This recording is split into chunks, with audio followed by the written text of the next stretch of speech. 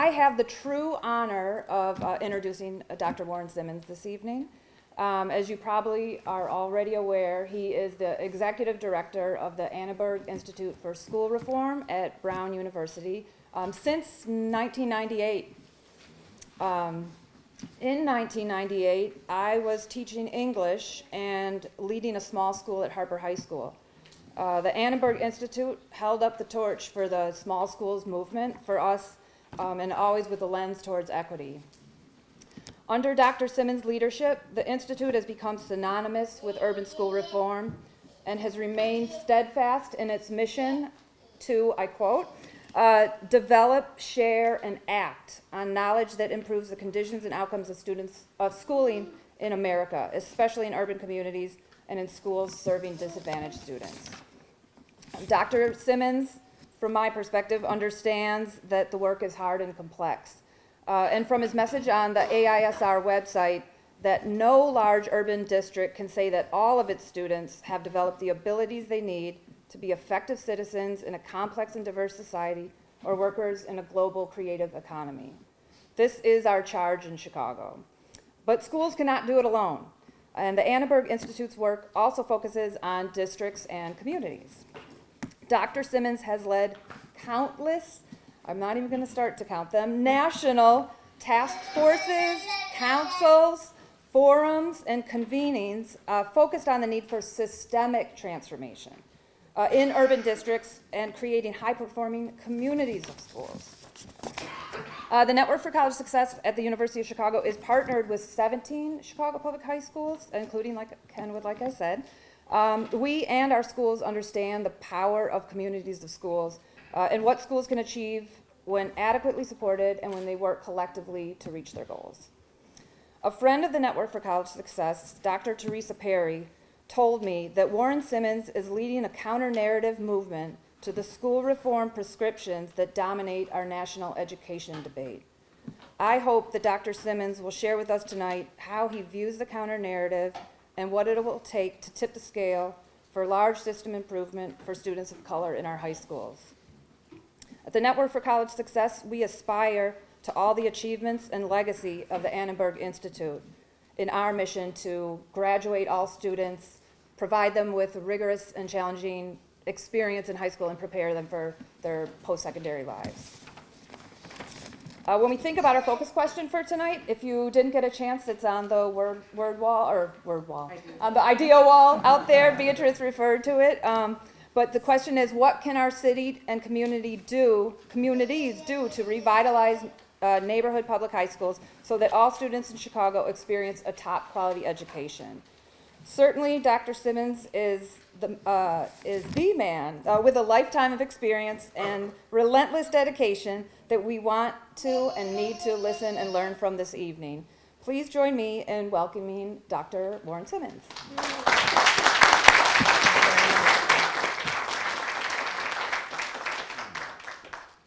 Thank you.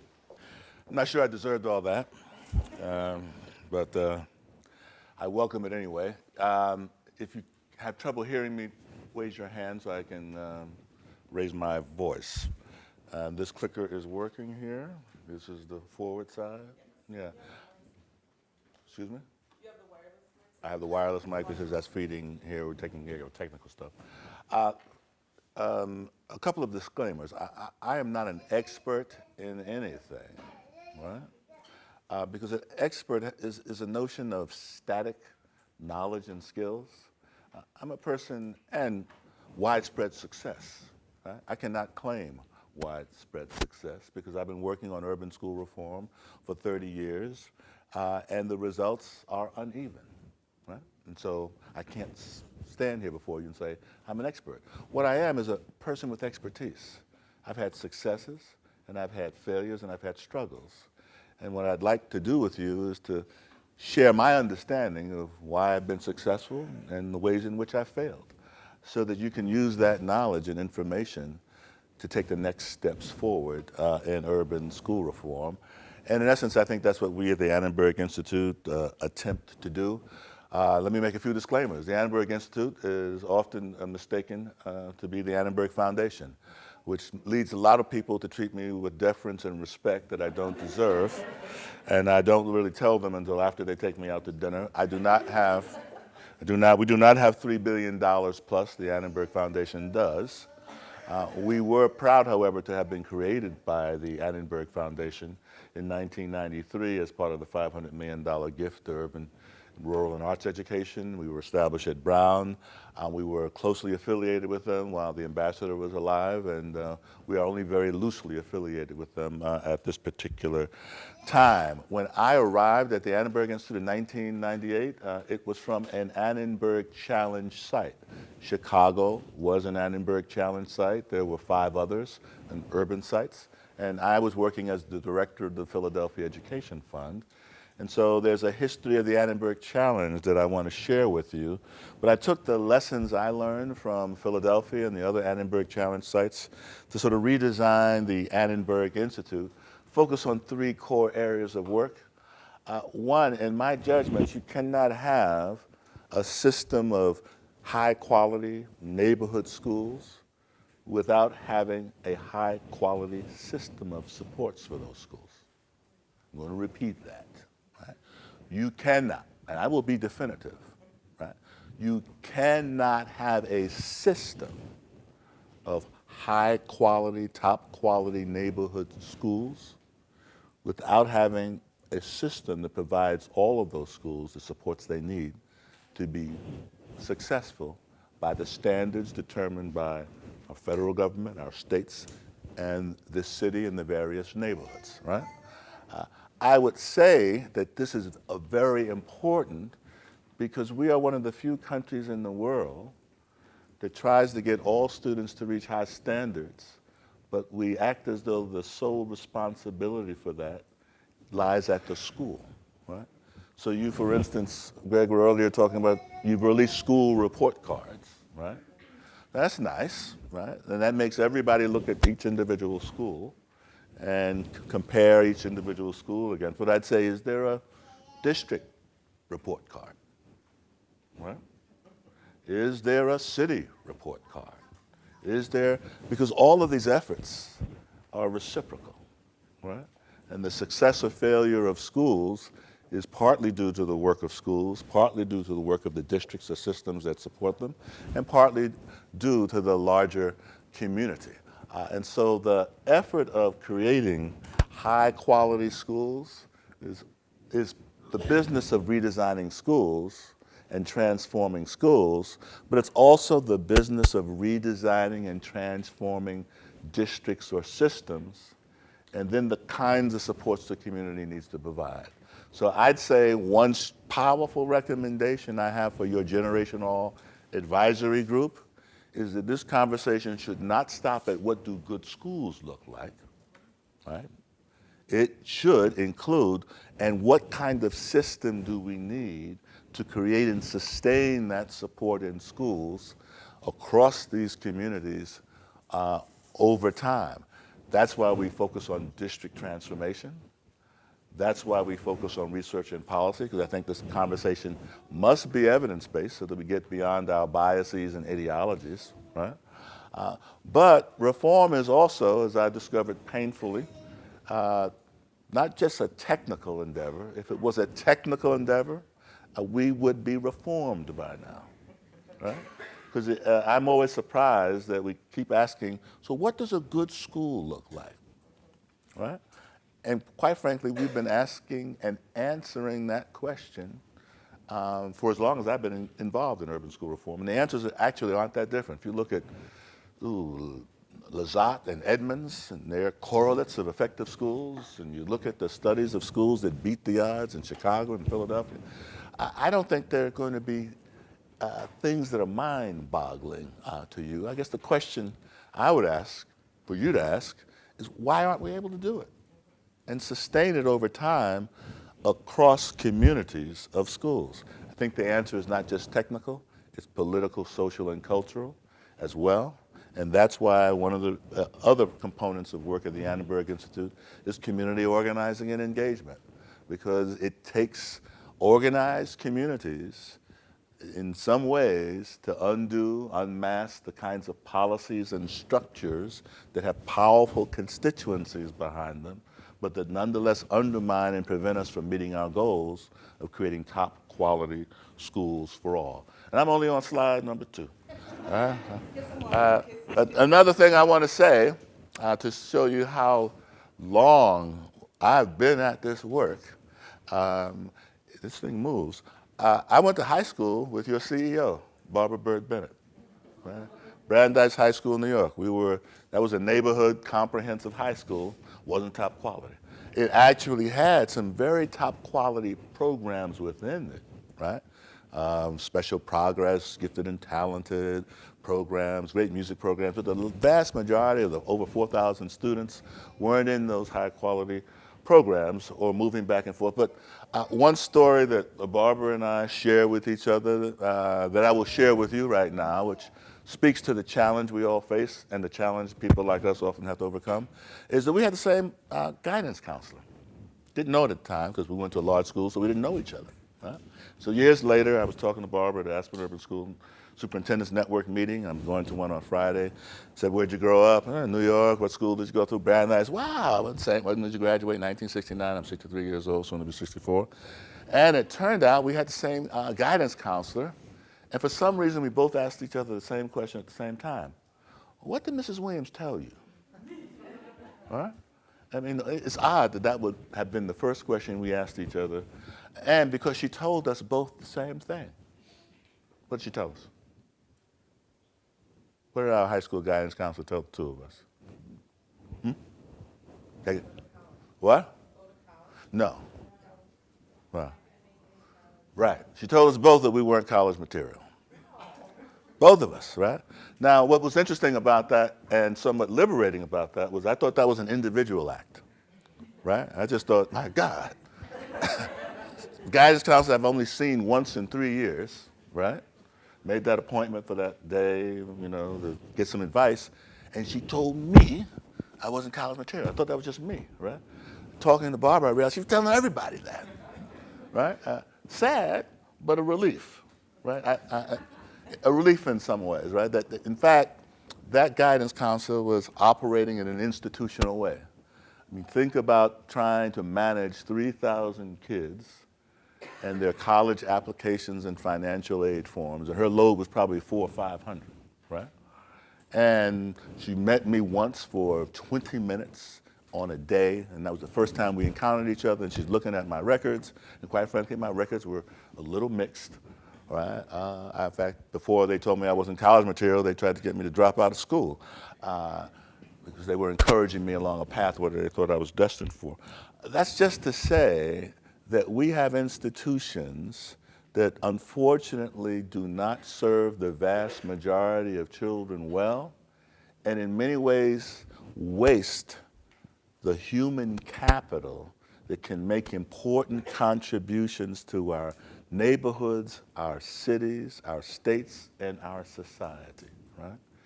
And I got into college not because of my high school per se, but because I had a neighborhood-based college preparatory program that is still in East Harlem today, the East Harlem College and Career Counseling Program. And in that program, I got a very different message. You can go to college. You can develop your skills. You are bright, and we will help you get there, right? And so that shows you the importance of thinking about school and changing schools, but also the kinds of supports that have to be present in communities, because the reality is that even when you're in a top quality school, you are only in school 20% of the day.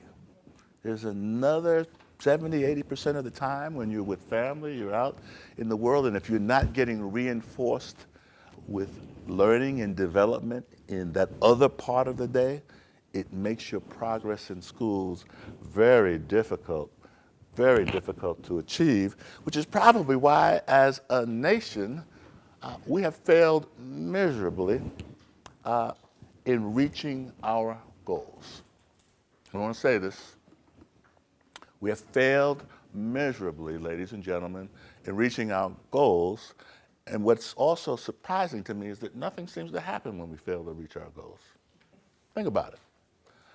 This is a pretty young audience, right? But how many of you are around for Goals 2000? All right. What did we say we were going to do in 1990 by the year 2000? Huh? You don't remember? This is momentous. What did we say? What did we say? Somebody. Now this is something. We have a nation. What? Wasn't around reading. Isn't this amazing, right? We have a nation, and this is not about any individual in this room. We have a nation that embarked for a decade on major reforms, heavily financed by the federal government. And by the year 2000, we were supposed to meet a set of goals.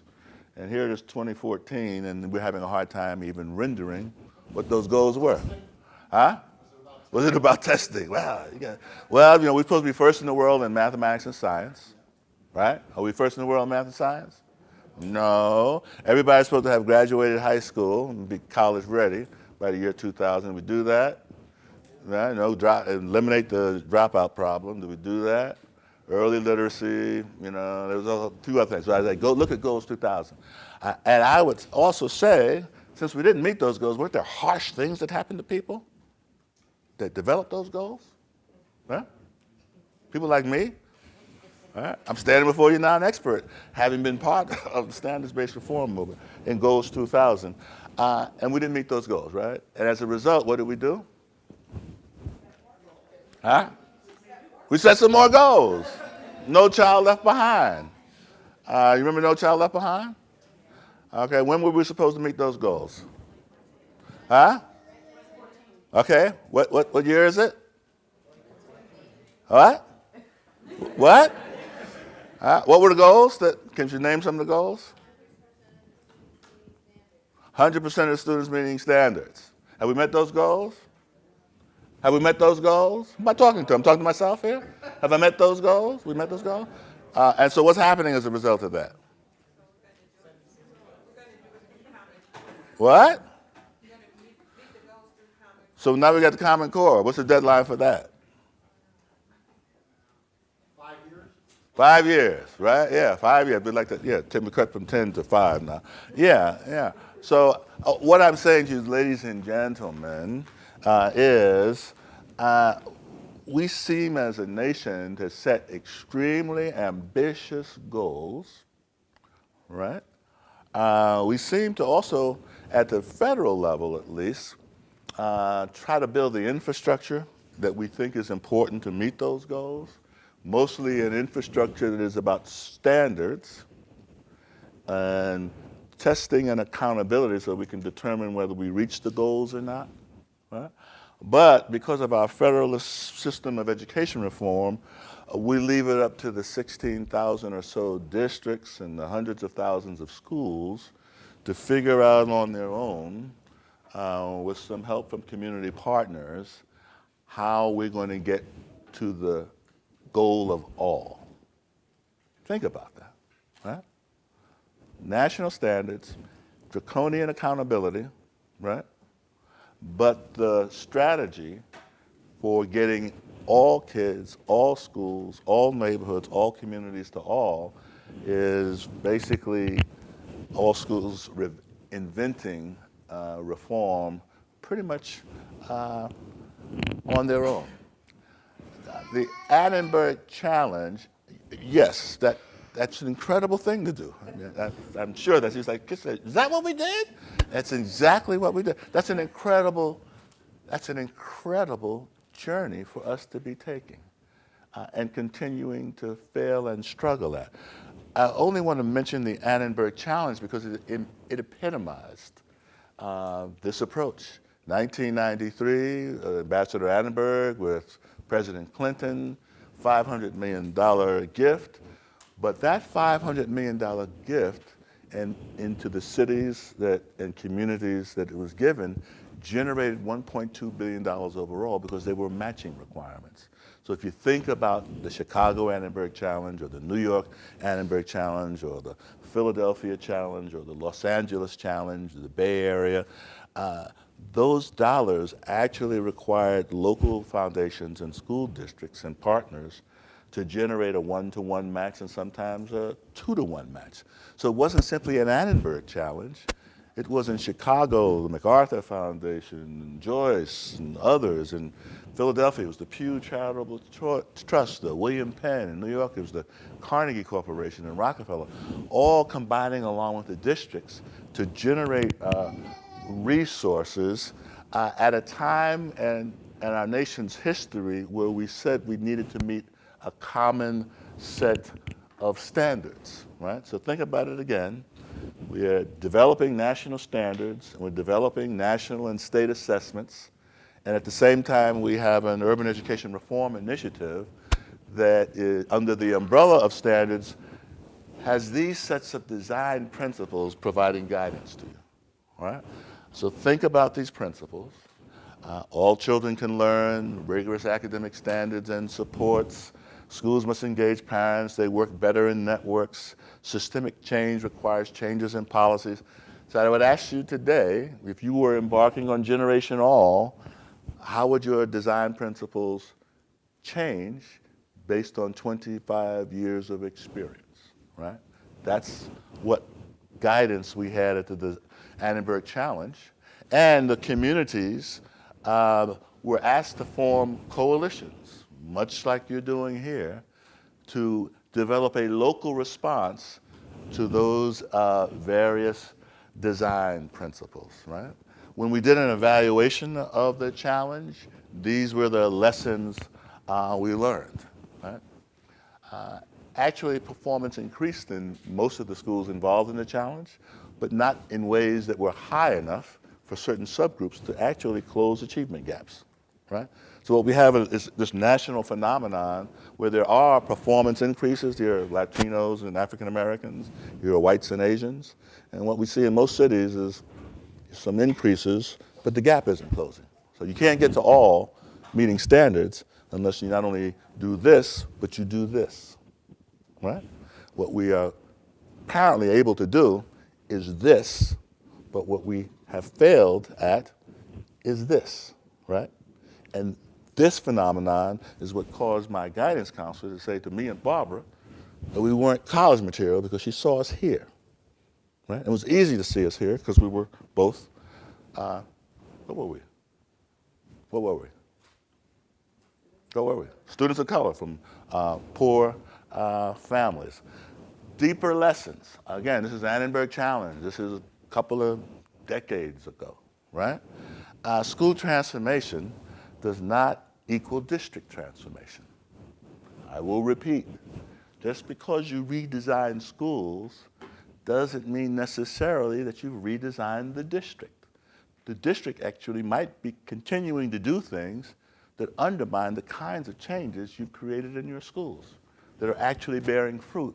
So you have to not only think about how you redesign schools, but simultaneously what the district has to do so that the redesigned schools can be sustained, advanced, and taken to scale. And I confess to you that to this very day, school reformers either avoid or ignore the question of the complementary district transformation. Right? Part of it, I'm seeing a person say, I would say the evidence for that is the emphasis on school autonomy. Right? Most of the reformers I know, one of the first requirements they make in their reforms is for schools to be autonomous, right? Autonomous from what? Autonomous from what? From the district, right? Right? Now think about that, right?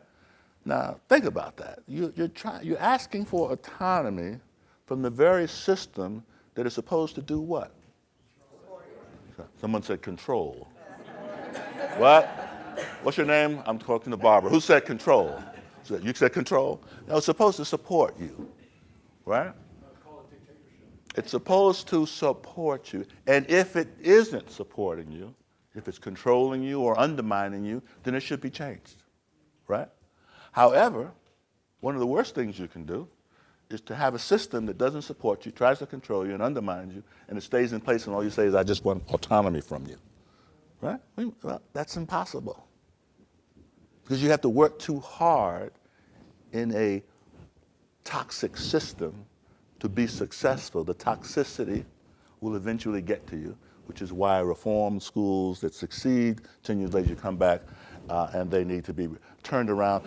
Reaching scale, this is another word we have to understand. Scale.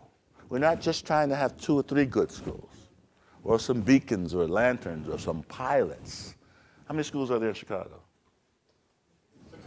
60 high schools and 400 something elementary. All right, right. A lot of them. A lot of them, right? And I'll include the charters, right? What we're trying to do is create a system of schools that are high quality and successful, right? And what we've been able to do historically is create success in some schools with the expectation that it will have a viral impact, right? You just catch it like a virus. Everybody will see a good school over here and say, I want that, and it will happen. Well, it won't happen without a what? A system. I didn't want to say district, right? Because that gets us into this old antiquated thing. But it needs a system to support it and take it to change. And that's sort of the lesson of the Annenberg Challenge.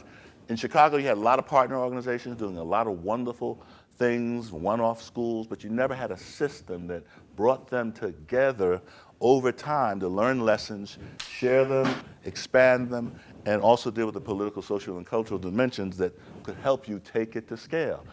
Dimensions of scale: breadth, taking the reform and spreading it; depth, taking the reform and not only spreading it, but differentiating it and making it stronger and more rigorous and more powerful over time; sustaining the reform, right? You cannot convince people that things are going to work unless they're sustained over time, right? Not just work for 1 year or for 2 years or for 3 years, but for a decade, right?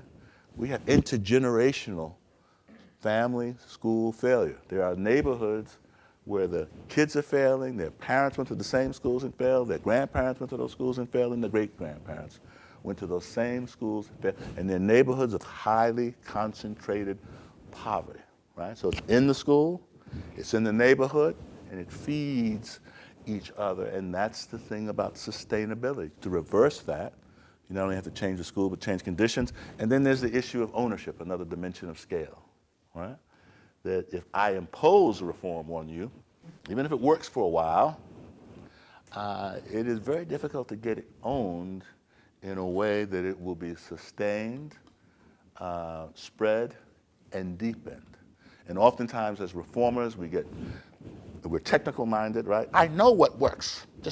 Why am I in a meeting like this, right? I know what works. Just you guys trust me. I'll get a couple of people and we'll do it, right? But unless you feel that what we are doing reflects your values and aspirations and produces the full range of results that you want, you will leave us out to dry at the first sign of trouble. And we will encounter trouble because why? That system that we're trying to get autonomy from, that's toxic, will produce the trouble for us because we haven't bothered to change it. And we can't change it unless what? We enlist you in our support. Now, I'm only on slide 2, right? Now, I want you to, when you say generation all, I'm 63 years old. I know I don't look good. Do I look good? Thank you. All right. That's because I've been sitting in Brown University while you guys are out here in the trenches. Can you cut that from the video? Thank you. Thank you. So I just want to remind you of the things that I've been involved with in Chicago. But you're a young-looking audience, right? I'm not trying to get you depressed or anything, right? And we're starting something new. Well, no, we're not, right? So the important thing is, I think in the United States, we don't have a historical context about anything, which is why we keep repeating the same mistakes over and over again, right? Which is why people who are in their 30s who are now doing education reform look at me like an old fogey, like, well, if you know so much, how come you weren't successful? Well, wait 5 years. Anyway, so the Chicago Annenberg Challenge, right? Democratic localism. Anybody remember what you guys were doing back then? 1996, 2007. You had your local school councils going on, right? You had schools partnering with everybody, right? And you were basically, you had money, you had lots of partnerships, and you thought the partnerships and democratic pluralism was going to get you there. And it did for many schools. But again, I think one of the things you did not anticipate was the extent to which a system and a broader community politics would undermine your effort over time, even in the face of some success. All right? That's in fact, don't take my word for it. The Chicago Consortium of School Research has done research on the Annenberg Challenge as well as other organizations, right? The other thing about what we learned about the challenge is it was easier to turn around the elementary schools, much harder to do the middle and high schools, right? Because they have deep structures that reflect cultural values, right? The college track. We got high standards, but we had all these tracks in high schools. We just did a study on Black and Latino male achievement in Boston. Guess what we found? What did we find? Not much. There's a gap, right, between Black and Latino males and everybody else, right? Interesting phenomenon, right? Other thing about it is there are these structures that continue to persist in Boston. I can talk about Boston, so I can't offend anybody in Chicago. I'm in Boston, I talk about Chicago. But there are these structures that start at 4th grade, and you have to take a test in 3rd grade to get in the advanced work classes. And guess who doesn't pass that test in disproportionately high numbers? Black and Latino males. All right. So that's a sorting device. In an era of high standards, right? We still have these institutional sorting devices, right? Then there's a mass core curriculum in middle school and high school. It's the curriculum you're supposed to take to get into the colleges and universities and public universities in Massachusetts. Guess who's disproportionately under-enrolled in that thing? Huh? You know, they paid us $50,000 to do this study. Apparently you could have done it yourselves for a couple of carrots. Then there are the exam schools in Chicago. You know, world-renowned exam schools. Guess who's disproportionately underrepresented in those? Huh? Yeah. Now, Black and Latino males constitute, 77% of all the males in the system, right? And 44% of all the students, right? You cannot, ladies and gentlemen, meet the standards when you have institutional structures that detract and decelerate the performance of 44% of your males, right? And then all minorities, 77%, right? You can't get there, right? So you have these remnants in systems that are, in fact, structures that actually have powerful constituencies behind them, right? You can do a technical fix. We have some recommendations. Eliminate the advanced work classes. Maybe that's fine. Okay, we don't know what that means, but we'll try that, right? Give everybody access to the mass core curriculum. Okay, everybody says, all right, we'll try that, whatever that means, right? And then we said, eliminate the exam schools. What do you think people said about that? Huh? What? This is the audience participation part, right? It was the gold mine for those companies. Right? What did they say? They say no. They said, hell no. Politically impossible, right? And they're right, right? They are right. What they are what they're struggling with in Boston is how you take a system that communicates to a significant portion of its constituency that they are in a second-class educational or third-class educational environment, right? How do you convince them that you're invested in them enough to transform it when you have these structures in place that parents understand, the students understand, that are sending messages to the Barbers and Warrens of today that they are not the kind of material that they deserve, right? They're not supposed to be educated. I will say that one of the other things that we did in Chicago, we got this Mid-South initiative that I was involved in. We have the Gates Compact work, right? I hope I'm not telling you things you don't know. We have the Chicago City of Learning, which is about strengthening the after-school world through digital youth networks. My colleague Connie Yao, the We have community schools and extended learning. We have another Annenberg project here, the Annenberg Institute, promoting and advancing safe schools for greater equity, right? These are all initiatives that are here in Chicago right now. And one of the things you have to ask yourselves as you try to redesign schools is, what does all of this have to do with what we're trying to do? Or how can we leverage all of this? Because it's here, there are dollars behind it, there are people like yourselves and myself working very hard on each of these things that are relevant to what you're trying to do in Generation All, but it is quite frankly not clear to everybody, because I've talked to some of these people, that this effort and these efforts are building on each other, talking to each other, connecting to each other, and if they don't, you know what will happen? What will happen? I won't say nothing. I will say there will be a lot of wasted energy, right? Because it takes, if each of these initiatives has to have community forums, and each of these initiatives require central office and principals to come to meetings, right? You don't want to come to all these meetings, right? Especially when you got a school report card to deal with tomorrow, right? You want something integrated, coordinated, and aligned. You don't want 20 different initiatives that are all really highly related, but it's not clear why. Here's one, the Mid-South. I did this work here when Arnie Duncan was a superintendent, and we were working in Bronzeville, and the goal was to essentially have a partnership between Chicago Public Schools and the Housing Authority that would create the kind of schools and neighborhood supports in the Mid-South that would lead to a mixed-income community. It's actually visionary at its time. It was Chicago's version of a gentrified Harlem's Children's Zone. And the goal was to ensure that every opportunity, both in education and life, is accessible to all the children, bold, innovative, incorporate CPS plans, reflects the desires of the residents. No urban school district was doing this at this time. We were going to expand choice, build instructional capacity, create a portfolio. I'm just reminding you of this because if you look at your Generation All goals, right?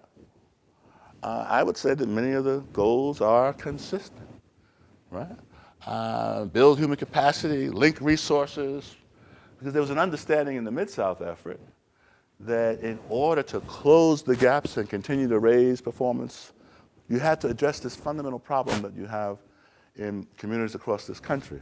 You have privileged parents, and I'm now a privileged parent, I raised my son. We spend $9,000 or more annually for academic enrichment activities for our kids. That's what the privileged people are doing. Taking them to museums, taking them to Europe. I used to lie when I was in elementary school, you know, we used to have to write that story. What you do over the summer, right? And I was in a bus downtown, a lot of rich kids, and they were writing, you know, we were in Europe, I went to Portugal, I went to the Caribbean, I was, you know, and I was like playing tops and, you know, fire hydrant basketball all summer long, right? And I got tired of writing that story, right? So I lied and said, I exaggerated. I said I went to Egypt over the summer, right? Wrote one, I researched it in the encyclopedia, so it was factual, you know, accurate. Said my uncle was the ambassador to Egypt and he took me and the family over to Egypt for the summer, right? And I got a very high grade on it, but I got a C me after class on the report. And so I walked up to my teacher and she said, you know, Warren, it's very well written and, you know, well researched, but you didn't really go to Egypt over the summer, did you, right? And I, as a third grade student, stood my ground, you know, tears coming to my eyes. Yes, why don't you believe me? Do you know, you never asked these other kids. You don't ask these other kids. Can we cut that, by the way? Can we cut that? I don't want that. You know, I stood my ground, and you know, but I was like, wow, you know, think of what we were I'm trying to compete with, right? Kids whose parents were doctors and musicians and artists who had all these resources outside of school to support their learning and development.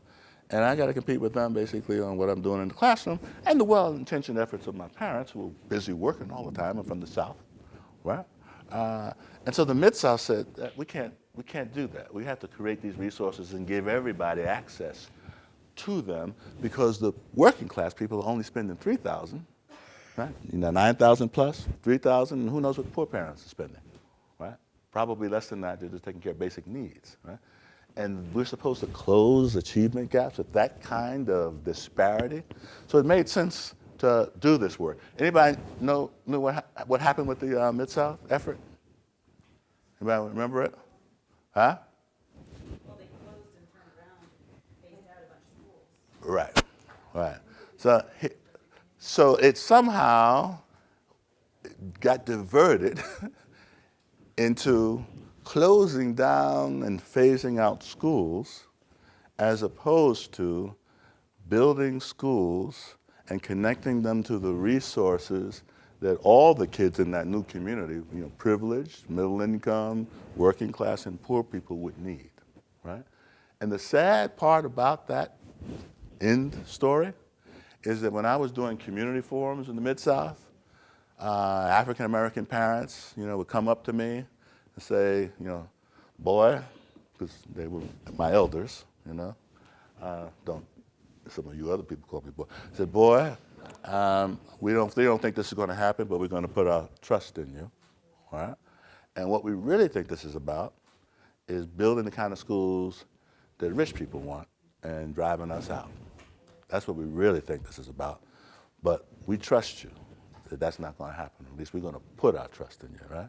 Unfortunately, if I look around the Mid-South today and South Side, I would say that they were more accurate than I was.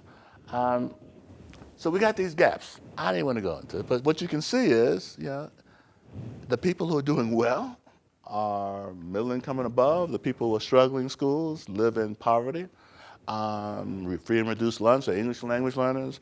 They don't do a lot of work outside of school because they don't have the kind of supports that they need to do the kind of work that's necessary outside of schools. So redesigning schools is an important part of it. I got 10 minutes, all right? But we have to do a lot more because the consequences of the gap today are far greater than the consequences of that same and even a wider gap 20 or 30 years ago. Why? Why? Why? Why? Jobs gone. Changing nature of the economy. Yeah, I mean, maybe it wasn't so bad than when my teacher said I wasn't college material. My guidance counselor said that. Because in fact, I could have gotten a job. Sanitation, police, military. I could have gotten a job in New York City. My older siblings got jobs. They did well. I moved to Long Island, the promised land for working class people. They still live there today, and now they're complaining about the immigrants and other poor people right? I didn't mean to look at you. Yeah. It's like my brother's become Archie Bunker, Black Archie Bunker. It's amazing. What happened? That was us. These people are moving in the neighborhood. They're not cutting their grass for them. It's like, wow. Yeah. Anyway, in part, my brother has that attitude. I mean, my brother's black, by the way, right? Just in case you want to know, because he's been fed this narrative. Was he a Republican? I think I have never asked him because I don't want to know I don't want to find out the answer, right? But you don't have to be a Republican or a Democrat to act like a person who doesn't support progressive causes. Right? We got a lot of Democrats who don't. We got a lot of Republicans who don't. We have some Republicans and Democrats who do. I'd say I'm progressive. It's also the case that I benefit from economic policies that have driven up the stock market. Right? It's a crazy thing. But this is the narrative we have to contend with. That the fundamental problems in our schools are bad teachers, bad schools, and broken systems, right?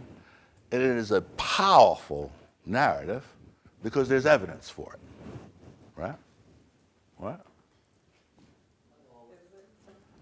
There's powerful evidence for it, right? Everybody in this room who's black and Latino can point to a horrible teacher they had. I don't know about white people. I'm just saying I don't know. But I'm telling you, I can point to, in fact, I can say to you that in the vast majority of my career, good teachers were the exception. They were not the rule at all, right? They were the exception. Bad schools, unless you went to Stuyvesant, Brooklyn Tech, music and art in New York City, the neighborhood comprehensive high schools had the reputation of being bad, even though they had excellent teachers and programs within them, right? It was like if you didn't get into Brooklyn Tech, or some of the actually vocational schools, people questioned what the value of the comprehensive high school was, right? And then, of course, everybody in schools who's struggling and wants autonomy because what? The system is broken. So we have a message that actually reinforces massive, integrated failure, and it's only actually part of the problem. Yes, there are bad teachers.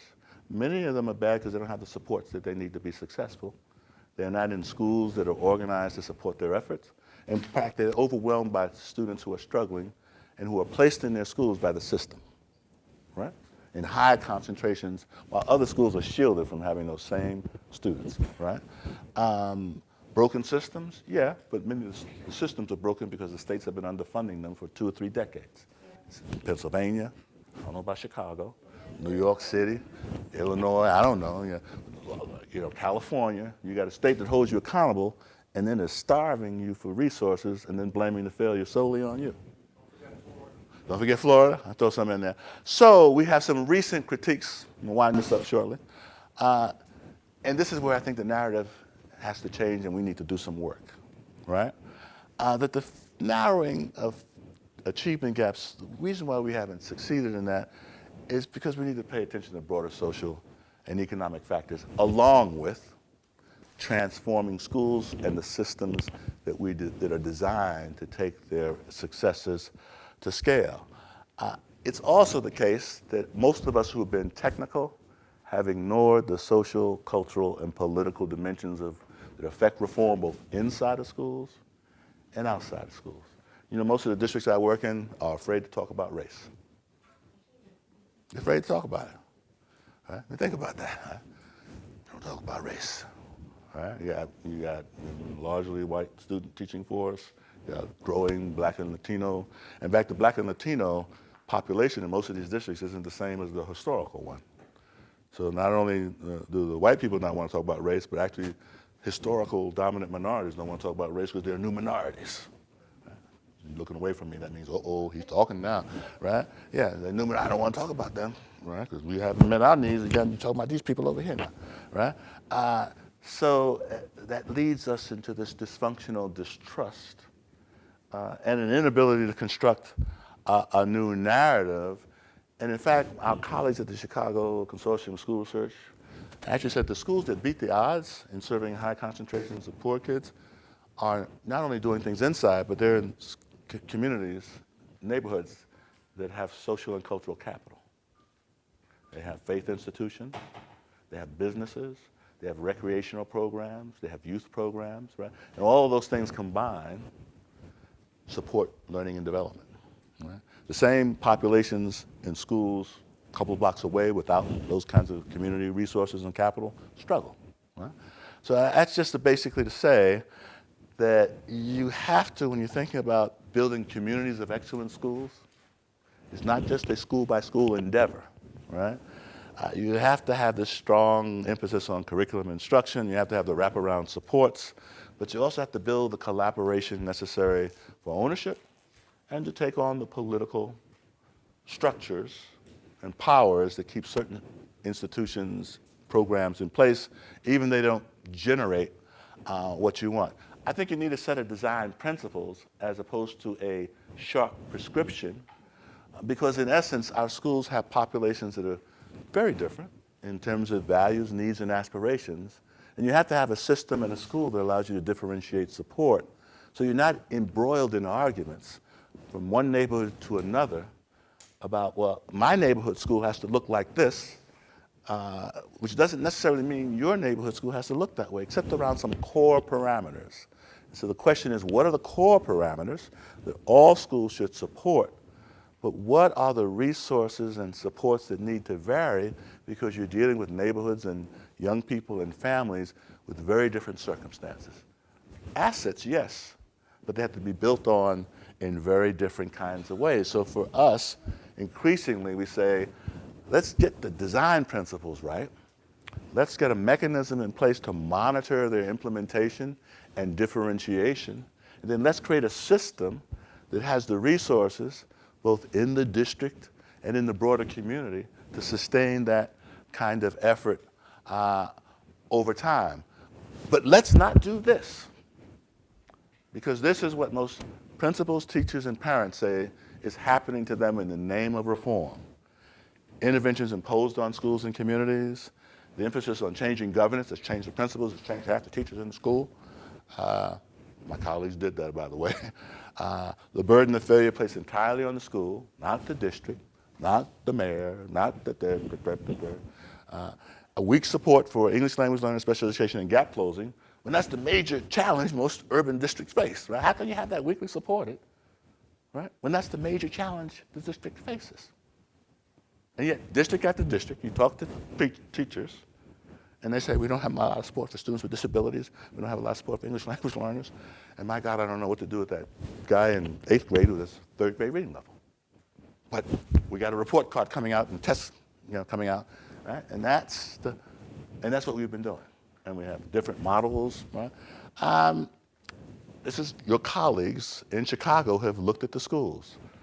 Every school research effort that looks at schools that beats the odds comes up with these sets of dimensions. New York, better control over resources, greater control over enrollments, without a systematic effort to distribute, organize, and identify the kinds of external supports that all schools need. So what happens is some schools, because of entrepreneurial principles and teacher leaders, get a decent amount, if not a wealth of resources, and other schools are left on their own to struggle with the supports that are provided in the schools. So I would say another problem that we have, and I'm going to stop here, is when I look at our colleagues overseas who are actually doing a much better job of closing gaps and raising performance. We had some schools in New York partnering with schools in the UK for about 3 or 4 years, and they were shocked at the lack of investment in schools and infrastructure, in technology, and also in a country that is known for having a national curriculum. In fact, teachers are very much involved in co-constructing the curriculum that is distributed nationally, and there's a lot of emphasis on leadership networks across schools, across neighborhoods, and that schools are expected to be outward facing with the community, right? In contrast, in New York City, they went to school networks that were voluntary, not geographic. So think about trying to create community partners when you're in a network with a school, and you're in Lower Manhattan, you got a school in your network that's in Staten Island, one's in Bronx, one's in Queens, right? It's hard to have a conversation about community when the networks are thematic. So I would say in closing, the other thing you need to think about here, in addition to district transformation, what would it look like at the school level, and what would the district have to be able to do much better to sustain it and nurture it over time, is from the Annenberg jargon, this takes a smart education system. Not just the district, not just the school, but an infrastructure in the community that supports learning and development and school progress and change over time, right? You see this in the STRIVE partnerships, this new collective impact movement. You see this in the Say Yes program, where a group of people come together beyond the schools and beyond the districts to say, this is also the community's work. Because it has to be the community's work if you want to have a vibrant community in the future. And the community has to invest its resources, political, social, cultural, and fiscal, in this effort, but not only in schools, but in neighborhoods as well, so that parents, young people, infants, get the resources they need, so that when they work hard enough and they're inspired, they're rewarded by the appropriate supports.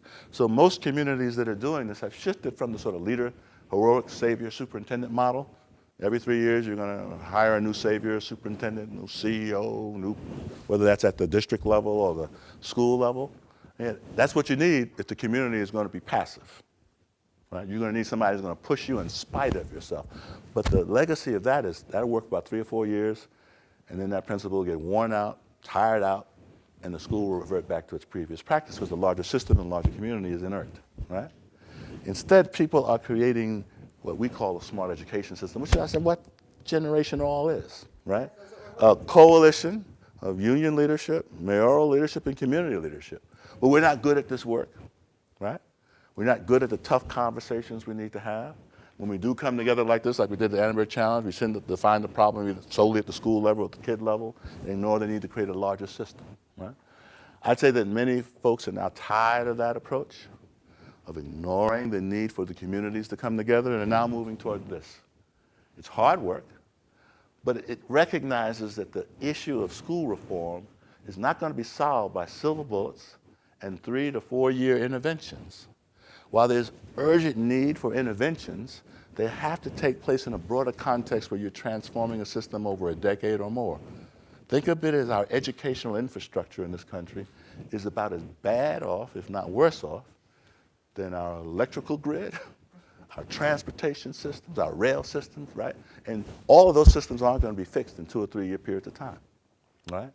Our educational system is just one more important piece of our infrastructure that we've neglected, and we have patched school by school, ignoring the need to fundamentally change schools in an aligned way with a transformed system and a community. And that's why this coalition is important and critical. This is your community, these are your kids, your professions. You need to make it happen now, ladies and gentlemen. And I'm here to give you the advice of a soldier who has struggled in this battle for a long time and would like to see a major victory for once. Thank you very much.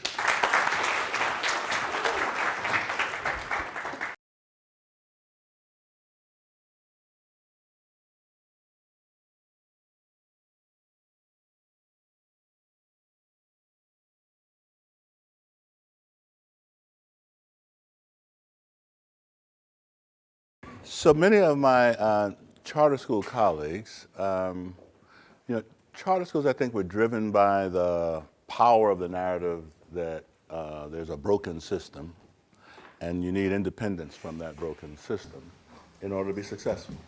And in many of our urban districts, that's true, right? However, it's a strategy that at its best only serves a minority of students, right? So it's a stopgap. It is a lifeboat. I would say that when one is desperate and you're on a ship that is sinking, you do seek lifeboats, right? But there's something that we all know, which is there ain't enough lifeboats to go around, right? So somebody better pay attention to repairing, transforming the ship, right?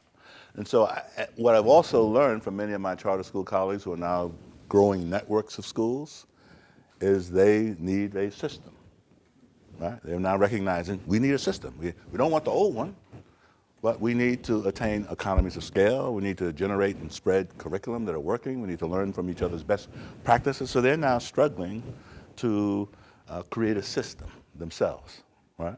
And I think that's one of the reasons why the Gates Foundation has supported the Compact, which is an effort in Chicago and other places to get charter schools to actually fulfill their original mandate. They were originally created to be innovation incubators to inform the redesign of traditional schools and traditional systems.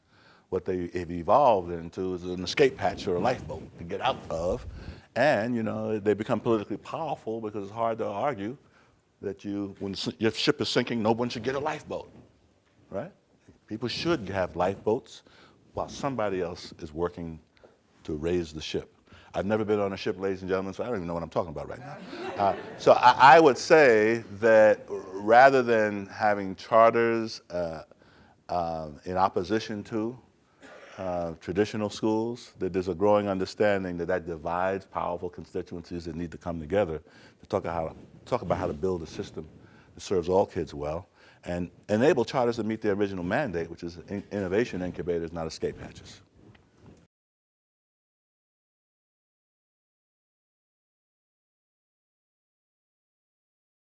So I'd say this, the Broad Prize?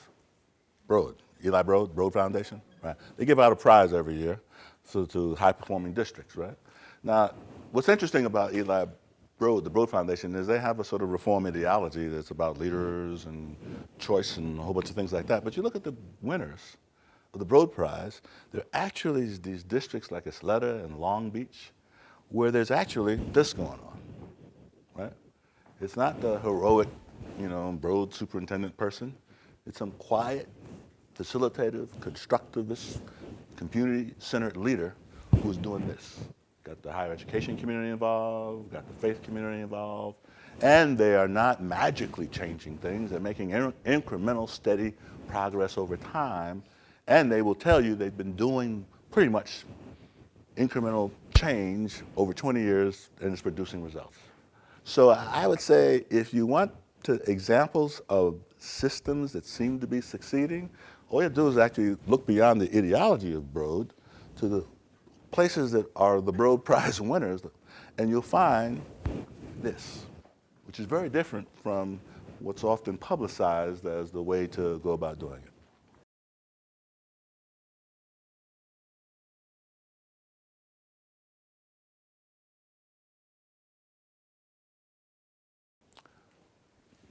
In many of the districts where we've done these sort of analyses of the failing schools and looked at the district role and complicity in the failure, it has to do with inequitable distribution of resources, right? That you have schools that have students with high needs that are getting less money than schools with other students with fewer needs as a result of historical issues around teacher placement, around the building and the kind of resources it takes to keep that building afloat as opposed to a newer building. So you have to take a very good look at the distribution of fiscal resources. You have to take another very good look at the distribution of high quality teachers, not as individuals, but as teams. So most of the districts that are successful in turning around low performing schools, they send teams of high-performing teachers, not isolated individuals, teams to change the cultural dynamic and human capital and instructional capacity in a school. And then they're also more successful in helping those teams of teachers with district resources differentiate curriculum and instruction for students with special needs. And then the final thing, I saw it on one of the slides, is the district understands that you can't overwhelm any one school with challenging students, right? That you have to, as a system, ensure there's an equitable distribution of students with disabilities, English language learners, recent immigrants, and students with enormous achievement gaps. And you have to ensure, while working with community partners and philanthropic partners, that there's an array of resources in communities to support the highest need schools. So you have to have equity operating in terms of fiscal resources, instructional resources, and human resources in the school. But you also have to have equity operating, and that's the job of the city, community institutions outside of schools, so that neighborhoods are enriched along with the schools, right? I would say the Long Beaches, Isletas, Aldines, and other places, my colleague in Tampa, Hillsborough County, they're not the flashy places, but they actually organize their community and overcome the politics to do this in this kind of way.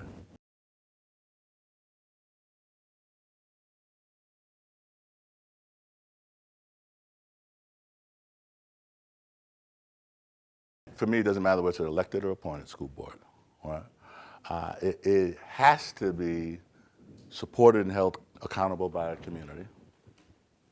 And it has to operate in this way, right?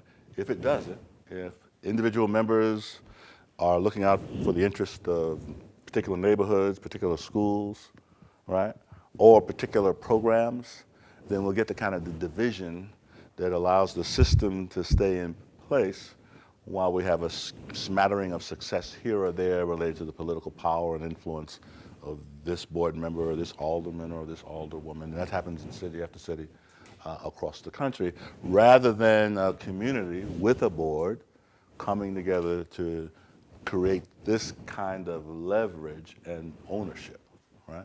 And I would say that in the communities, again, Long Beach, Hillsborough County, where they're sustaining the work, the school board operates in this manner. not in the traditional manner of people leading the battle for individual neighbors, individual schools, unions, whatever it is. And that's unfortunately, those places that operate in this way are the exception rather than the rule.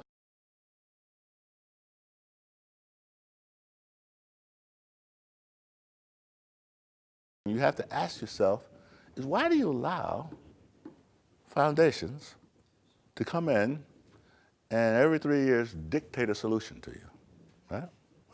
Right. When in fact, I mean, while it says $50 million, or $20 million sounds like a lot, you know, what's the budget of Chicago Public Schools? You might know? Huh? $1 billion, right? So you let somebody like me come in and be like, you do what I say, I'll give you $20 million, right? And then you say, okay, please, I'll do it. But you don't really do it, you just want my money and then you go do what you're doing anyway, right?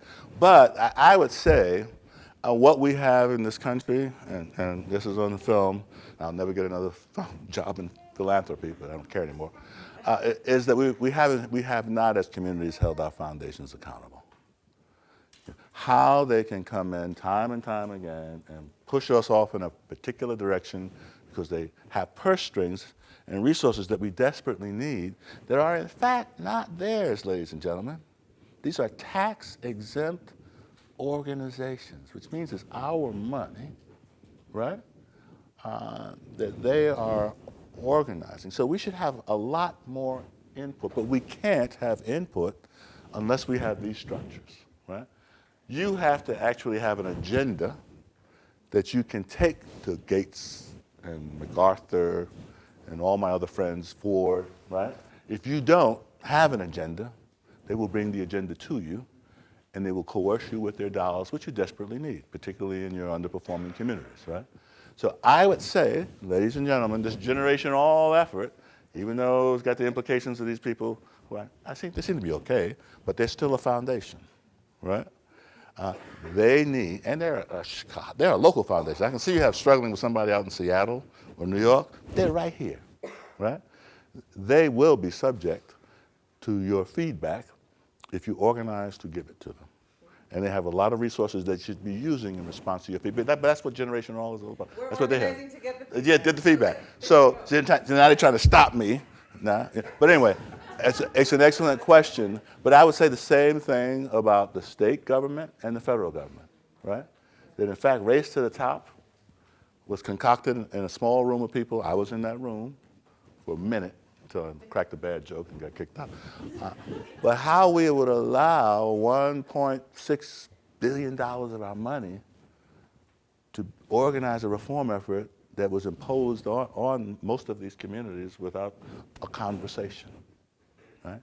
And that's the nature of reform that will happen to us time and time again unless we build a powerful design and coalition and demonstrate that we have the political, social, and cultural will and technical wherewithal to pursue it. Otherwise, in the next presidential cycle, there will be another education reform agenda decided from the top down that will be visited upon schools near you, particularly the most vulnerable schools that will be treated with an intervention that is too narrow, not very well evidence-based, but reflecting the latest ideology about what works, which doesn't work.